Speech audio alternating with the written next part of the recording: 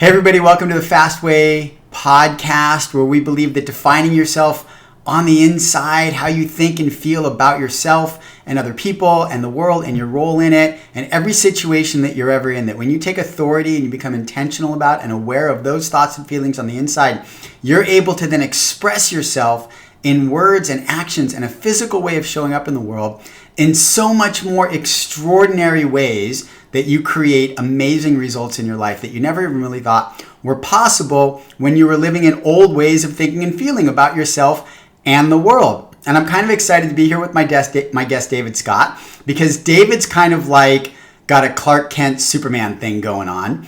By day, he is a mild-mannered banker at Meadows Bank in Phoenix, Arizona. We met through an organization called Vistage. We're both Vistage members. I'm a Vistage speaker. Vistage puts together CEOs and entrepreneurs and business owners and executives in what I call mastermind groups to talk about best business practices. And I travel around the country and I meet these rooms full of CEOs and talk to them about leadership and the Fast Way. And that's where David and I met. And then I found out that he also had this great new passion that he wanted to go pursue.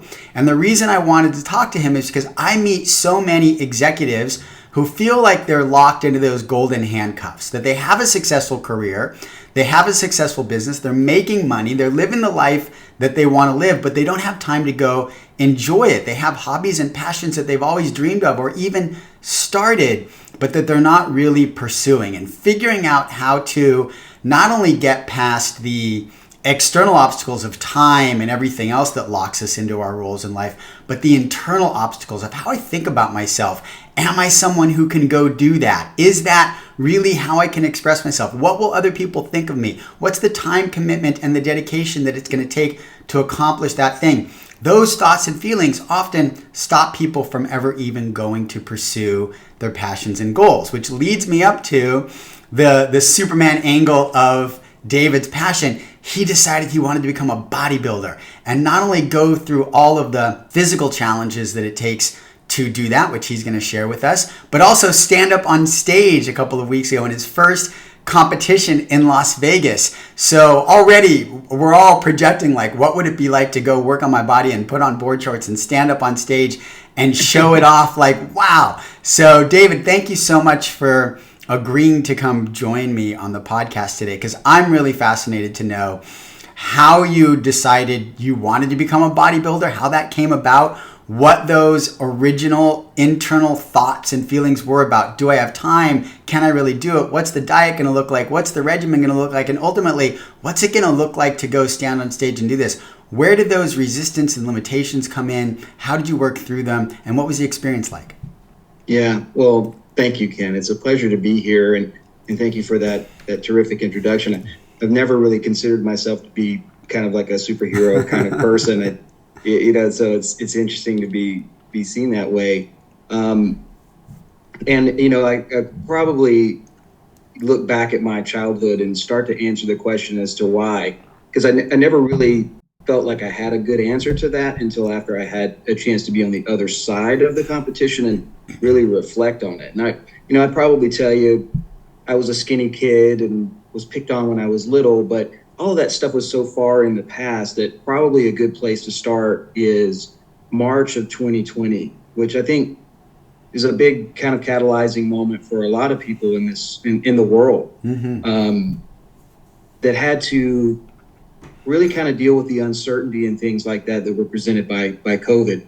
Now, it just so happens my birthday is in the middle of March. So I turned 40 and sat on my couch without really kind of an understanding about what was going to happen back then.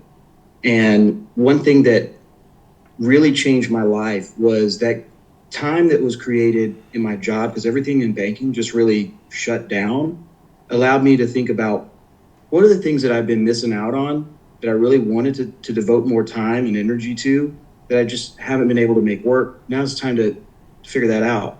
And in my gym, or in my home gym out in the garage, was a half rack and a barbell.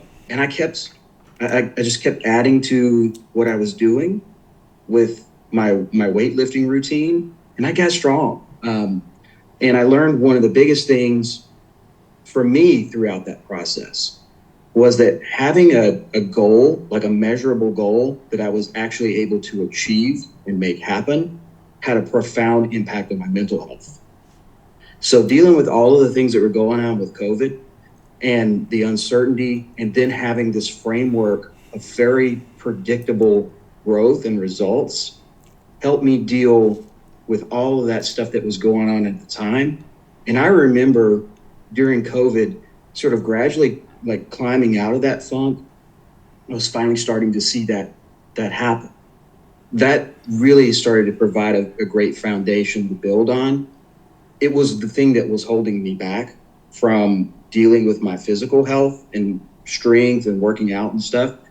There was definitely a mental health component that was wrapped up into that. Now, are you talking like an actual clinical mental health issue that you suffer with, or just the residual effects of COVID that?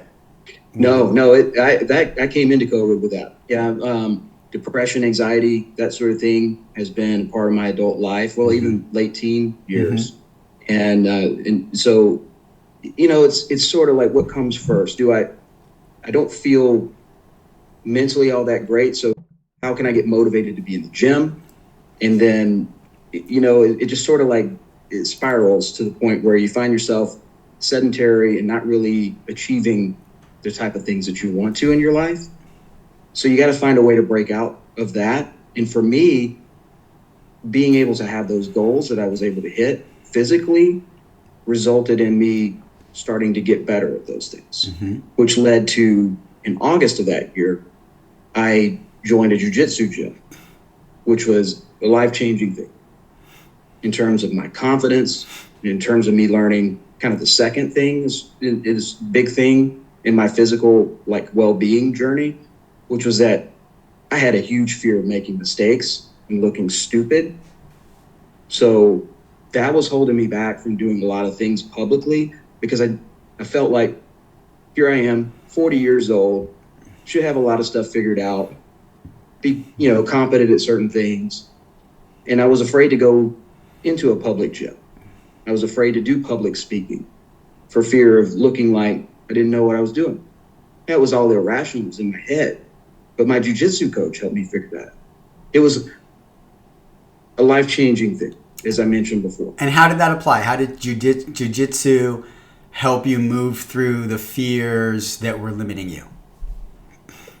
There was one moment where it really clicked for me that something was going on in my head, that I was overthinking things in a particular way that was starting to interfere with me being able to perform. And as I started to really examine myself, I realized, like, I hate making mistakes, and I hate people seeing me make mistakes. And just me dwelling on that one particular thing was evidence of just how much that bothered me. And I started to really think about it and realize how many things that I didn't do, how many opportunities that I didn't take advantage of because I was afraid of it. Now, I wanted to present like a persona of like competence, but that was only me gravitating towards the things that I felt like I was going to look good at versus the things that would make me look silly. Now, there's been a lot of time that's happened in between that, but you can sort of see the line between all of that kind of busting through all of that stuff to get up on a stage with the bright lights on you, within the back of your head going, I'm a skinny kid that, was sort of like, never picked first for football or anything. Because I was the short kid, so I was right, broad but little. So these things that are going on in your head, like all the context of like what's there that you really don't even focus on, was secretly and sort of in a kind of a bad way, just holding me back. Yeah. So that changed everything. That realization made me like lighten up about a lot of this stuff and go, you're not going to die. Just go do it. What's it going to hurt?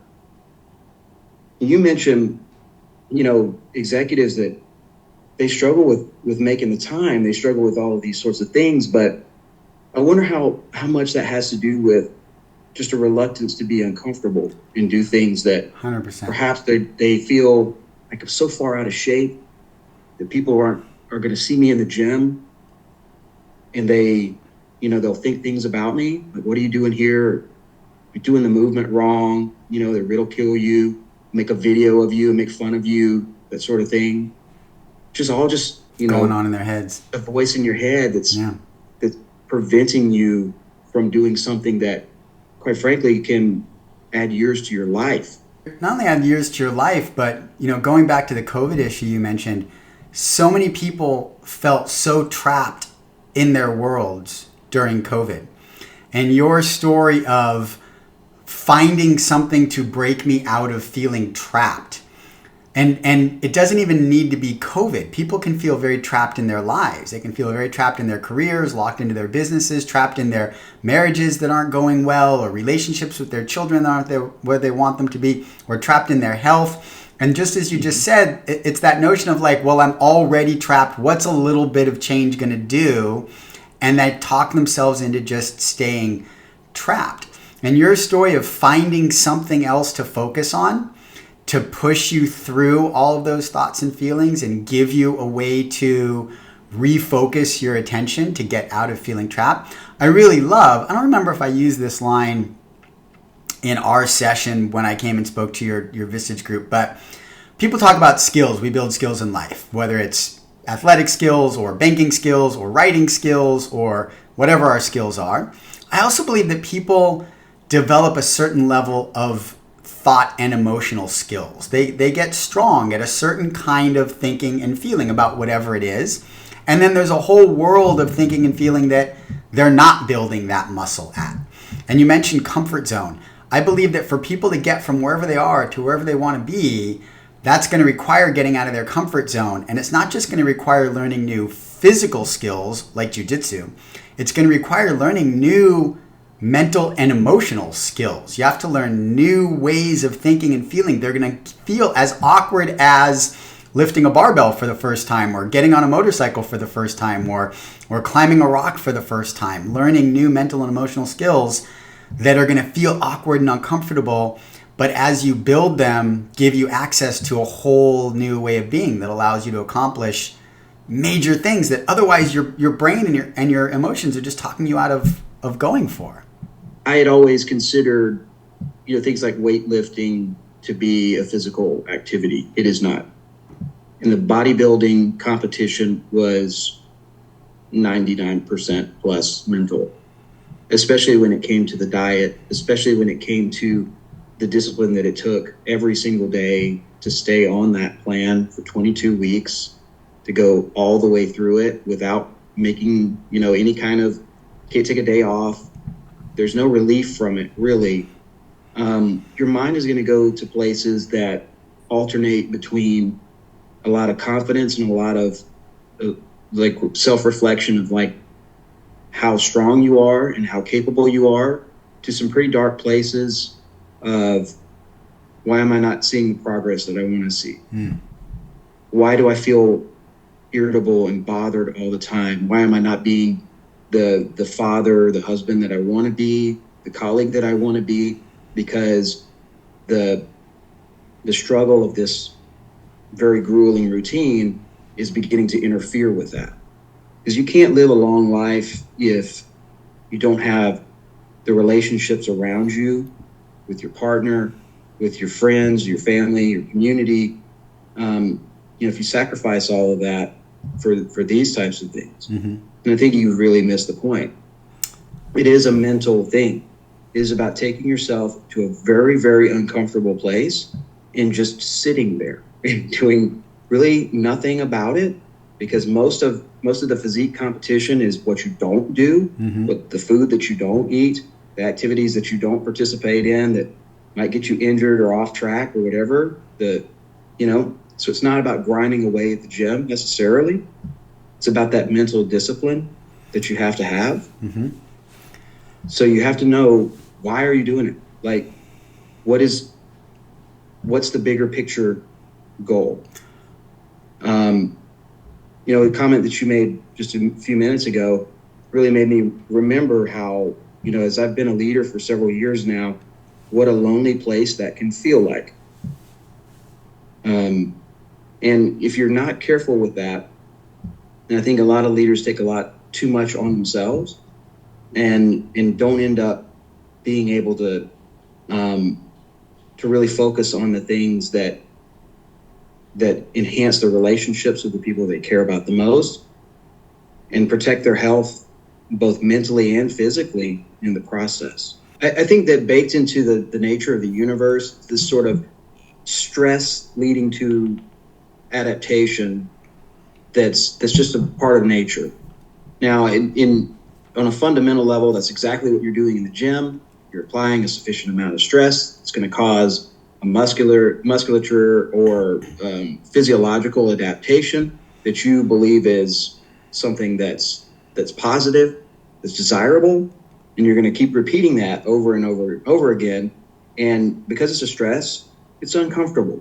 And you can apply that same situation to jiu-jitsu, which is very uncomfortable. Usually, someone's trying to strangle you to death or cause you to not be able to breathe properly. But that training makes you better at whatever it is that you're doing. If you're not willing to be uncomfortable, as I was 3 or 4 years ago, where I was avoiding those things that I was afraid of, then you'll find yourself not really going anywhere, which will feed more into that sense of not accomplishing anything. The more you let yourself slide into that uncomfortable space, the more you realize how capable you are, how much endurance that you really do have, and you'll continue to add to that. But I caution everybody, too, to always stay grounded to the things that are most important in life, because people like me, with my personality, I can be pretty intense and want to be driven to perfection. And that doesn't exist. Like you're never going to have a perfect situation. You can't control every variable in your life so that it becomes exactly the way that you wanted it to be. So you have to be able to deal with, now for me, especially personally, the uncomfortableness of not being perfect. Well, again, I think it's about defining yourself on the inside or being defined by external things. When people, the reason people gravitate toward defining themselves through external things, whether it's being as big as I can be, or making as much money as I can make, or buying the next new car or another house, or having the younger, more attractive partner, whatever it is, when you're trying to validate yourself through external things, as human psychology, and this is not new for most people who have studied this work at all, it's because on the inside you're feeling invaluable. So you're trying to create value for yourself on the inside by bringing in external trappings, thinking that you're gaining the esteem of others and yourself through these external trappings. But it's a bottomless hole. You can never fill it. What your journey says to me is, you set out as somebody who was suffering from anxiety and depression and a sense of a lack of physical confidence in the world as the skinny kid and this malaise during COVID. And your journey wasn't to be the biggest bodybuilder you can be or win the most awards you can win to validate yourself. Your journey was to say, how do I become someone who is the best version of me, who is happy and healthy with myself and in my life? That is my goal. Bodybuilding is the path to that goal, but the goal isn't the bodybuilding awards and shape. That's the path to becoming somebody who is mentally and emotionally healthy and stable in my relationships and my marriage and my job and my life. That's the path that I really want your story to resonate with people, that the external trapping can't be the goal. The external trapping, or whatever thing it is you're going to do that brings success and external trappings, the goal is really developing in yourself that person who can be comfortable being uncomfortable and learn how to live a balanced, healthy, emotional, mental life and pour all of that value into your relationships and fulfillment. When that's the goal, when we're constantly working on making ourselves the best version of ourselves through whatever path we're in, that leads to that core stability. When the goal is just the external thing, that just constantly tries to fill a bottomless hole. Yeah, and that doesn't work. I don't look the same way I looked 2 weeks ago when I was on stage, not even close, because you can't hold on to it. It's It's ephemeral. temporary because you can keep pushing in a particular direction, and you turn around, you look, and all the people that you care about, you've left them somewhere behind you, because they're not going to follow you as far as perhaps you want to take this. So it isn't the about the competition. It's about what you learn from that, how it transforms you, and hopefully makes you better at everything that you're doing, and also sets an example for other people to say, if you are a leader, where are we leading people now? Where I would like to think that perhaps my role is to lead people into some of those uncomfortable places and have people learn for themselves and prove to themselves what they're capable of, and not to be held back by fear or this desire to remain comfortable all the time, to challenge themselves in a certain way. And I'll lead, and I'll go out there first, and I'll show you, like, it's okay. You don't have to do it to the extreme that I did it, but you can still find the time to devote to being in the gym a few days a week. Around the table, in a lot of groups, especially, like the one that you mentioned at Vistage, a lot of other members are when we have to kind of rate out the things that we're satisfied with and things that we're dissatisfied with in our lives. Like, a common theme is that I don't feel like I have enough time to exercise, to devote to my physical health, and that starts to interfere with their ability to do the other things that they think are very important well. So I try to make myself an example. Yeah, like, I can have a career as a banking executive and not jeopardize that, because I still get all of those priorities taken care of, and I'm able to prioritize my time in the gym or whatever.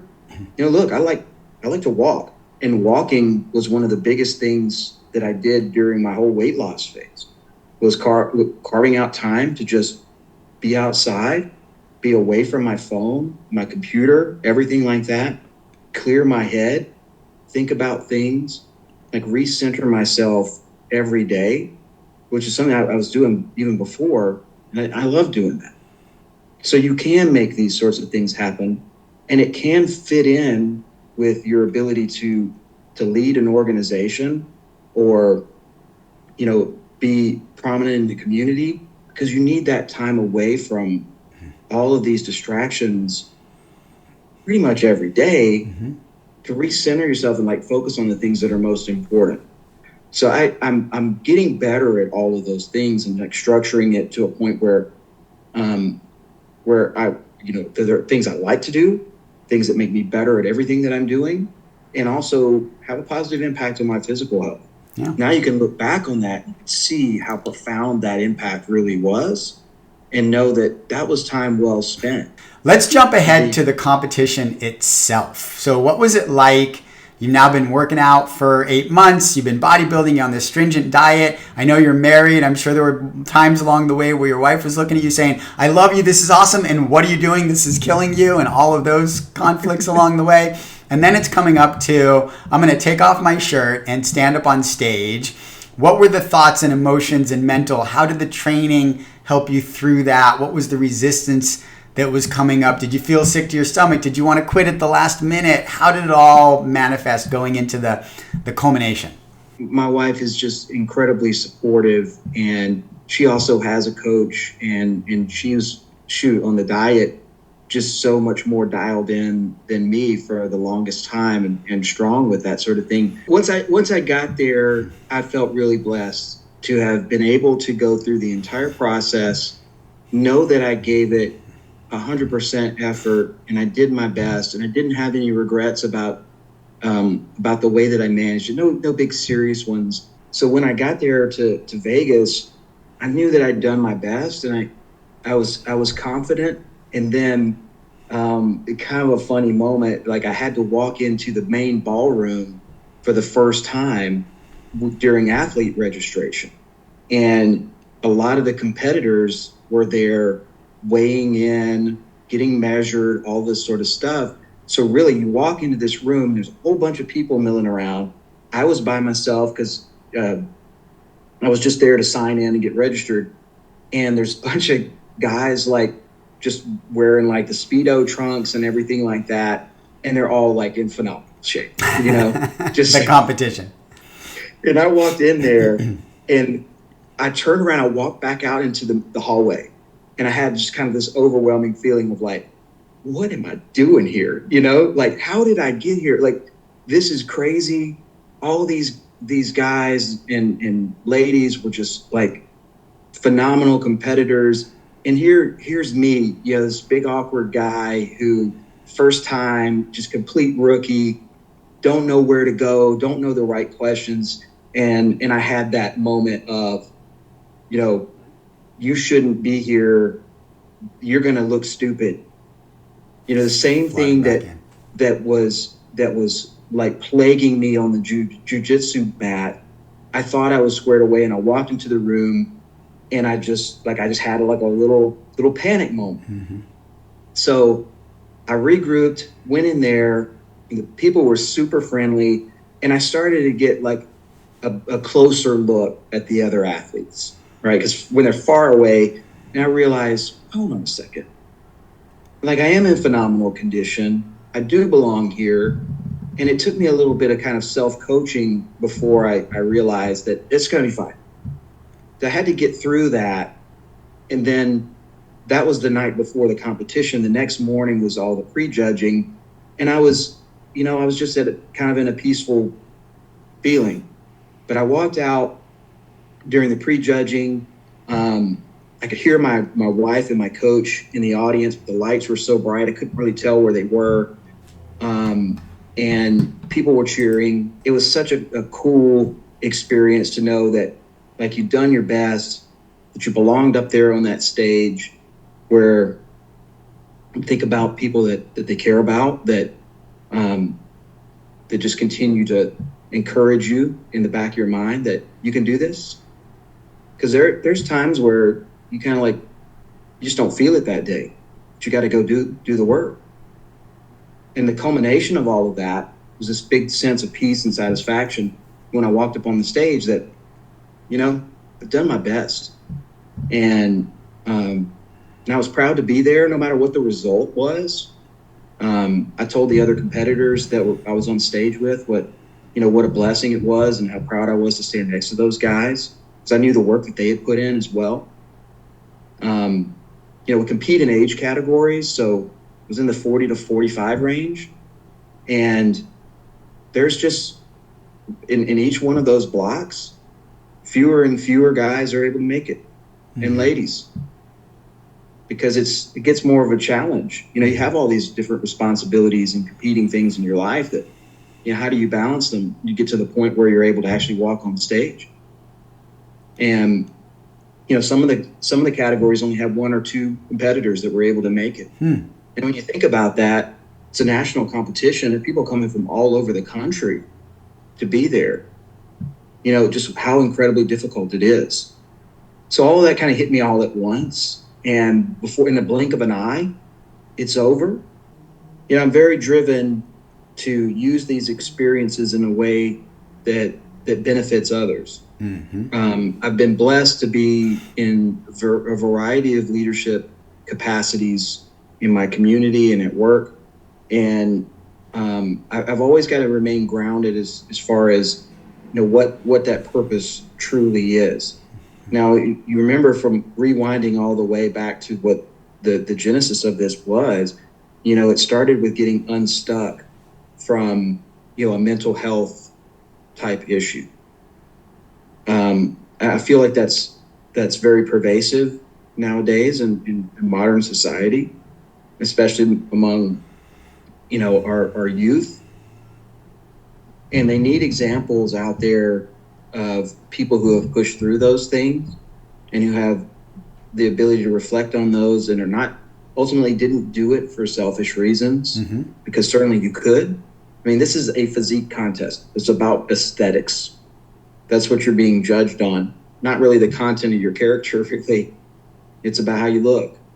So how can you transform something that's inherently kind of a selfish thing about making yourself look the best into something that benefits other people?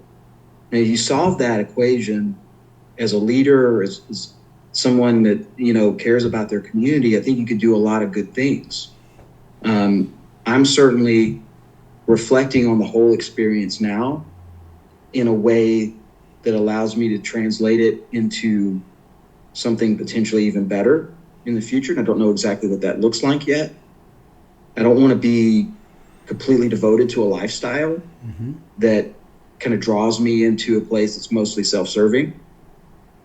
So I've got to figure out what that balance is. It would take a little bit of time, not completely off, because I don't want to just revert to bad habits, but not certainly to grind away and just be so driven and focused on that one particular thing that I lose track of everything going on around. Well, let's talk about that community leadership a little bit, because I know at Meadows Bank you're kind of spearheading a community education program where you're reaching out to the community and inviting people to monthly events for their benefit, not necessarily get depositors or get customers or make loans, but to just educate people about finance and about their lives. So tell me a little bit about what you and Meadows Bank are doing for the people of Phoenix to give back. Yeah, we deliberately structured these meetings to not really be business development focused and to not present content that, number one, people could find anywhere when it comes to economic or interest rate analysis or kind of like the boring stuff, but to really focus on the topics that people are passionate and they really care about.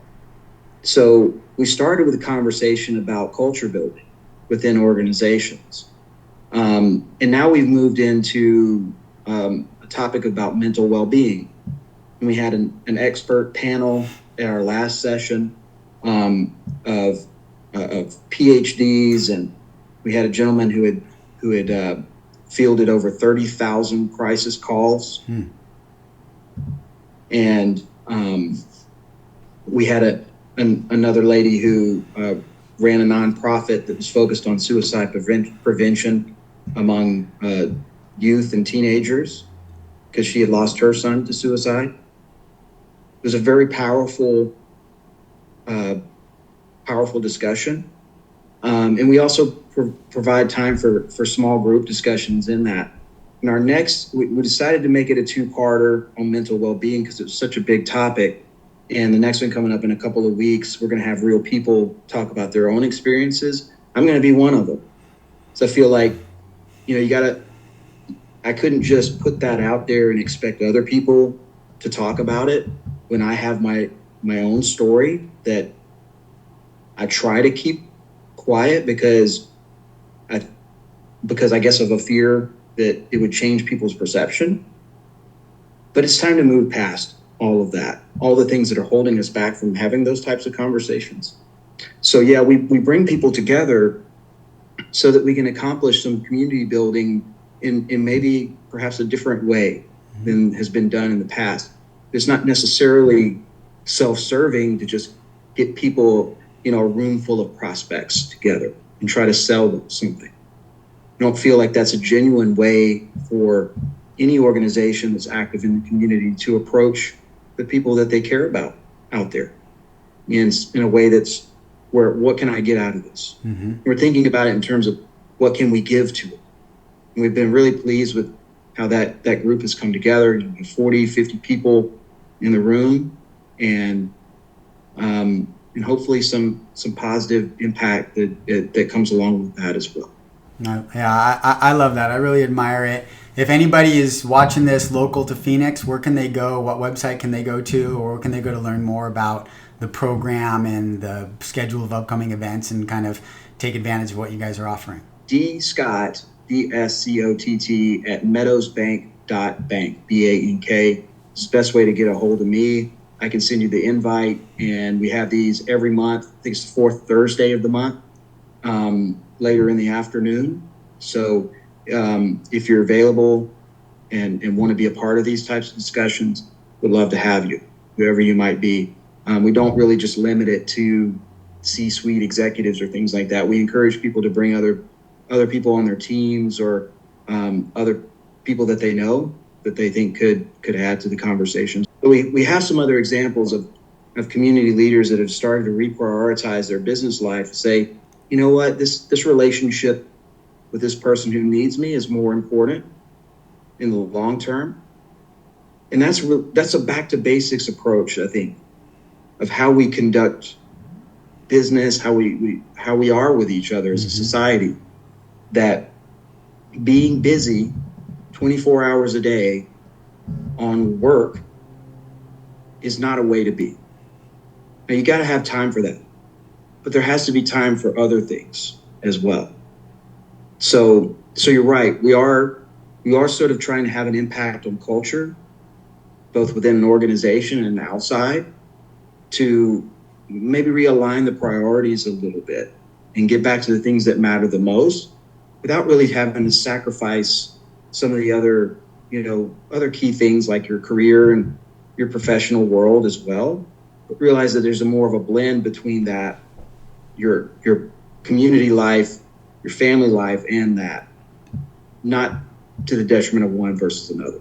100%. That is a great place for us to wrap it up. So if you're local, if you're listening in Phoenix and you want to learn more, I'll throw David's email address up on the screen for you. Reach out to him. He'll tell you the program of what they're doing, and you can go learn from that. Hopefully you've taken in quite a bit today about what it means to break out of whatever malaise or feeling stuck or locked in that you're in life, and know that there is a path to go accomplish really big, difficult, challenging goals in ways that will fill your life with more than you think you're filling it with by avoiding those goals, to just go focus on the things that you're locked into.